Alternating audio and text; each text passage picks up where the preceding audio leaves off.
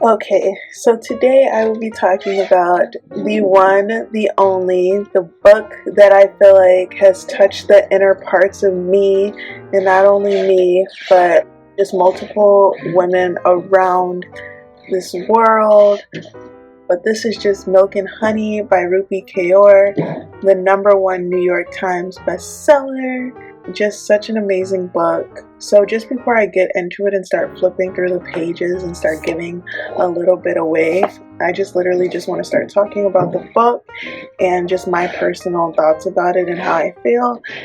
But so I was very hesitant to even go out and look for this book or read this book, but it's just like one of those things that if I see it on social media too much, I just feel like it's going to be like overhyped, or like it's just going to be something that I don't want to read eventually. So I was very hesitant before going out and like actually deciding like, oh, this is a book that I want to read. But actually, a really funny story behind this book. So people would always post the cover and stuff, but I never knew what the inside looked like. So I just felt like it was like some overrated like book that people just kept being annoying about, and I was like, oh my goodness, if I see this on my Twitter one more time, I might scream. So later on down the line, I was like, okay, I'm tired of Milk and Honey, and I did never even read the book. And later on my Facebook, I'm in love with quotes, I'm in love with poetry, I'm in love with sayings and everything like that.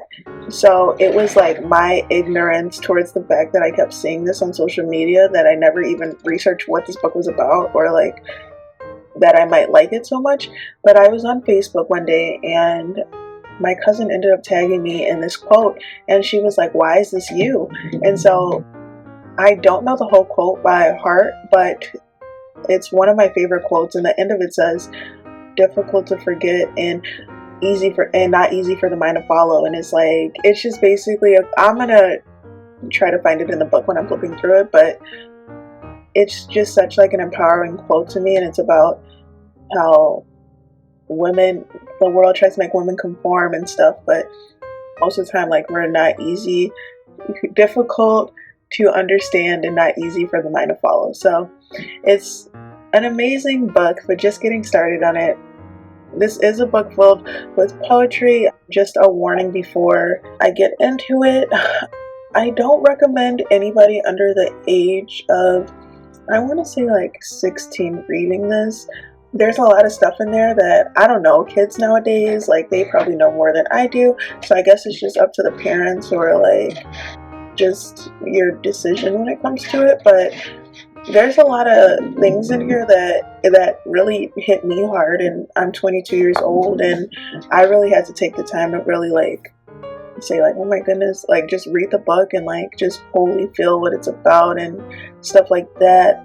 So it is like a really like powerful book to me, but I do recommend it, especially for girls and like young women. Like, it's such an empowering book, and even just women in general, and even men, like, it's an empowering book, and I definitely suggest it. So just starting to flip into it, the thing most that I love about this book is like the way it's set up. So like I said, it's like poetry, but it has these amazing pictures, and it's just amazing. So it right here says, the idea that we are so capable of love but still choose to be toxic. And I just literally flipped to a random part in this book, and like I said before, guys, like, this book, it literally just hits you so hard. I can't even explain it. And especially if you've gone through there's a lot of things that really hit hard with different situations that I've been through in my life, and I had to like take some time before continuing to read the pages, because I was like, oh man. And just even the pictures, like, they get to you as well. I want to read this part, and this is why I say that you should really just be careful, especially the age that you're allowing to read this, because it does have like explicit things in there. But this one just says, sex takes the consent of two. And actually, before I read this, guys, if you do I think this is very important for not only girls to understand, but guys too. And so maybe if a younger generation is reading this, that maybe they can learn something from it too. But this just says sex takes the consent of two. If one person is lying, they're not doing anything because they are not ready or not in the mood or simply don't want to, yet the other is having sex with their body. It's not love, it is rape.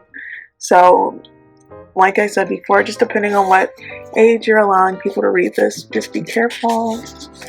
It's some very tough stuff in here. It talks about rape and love, and it has so I just want to flip to this part.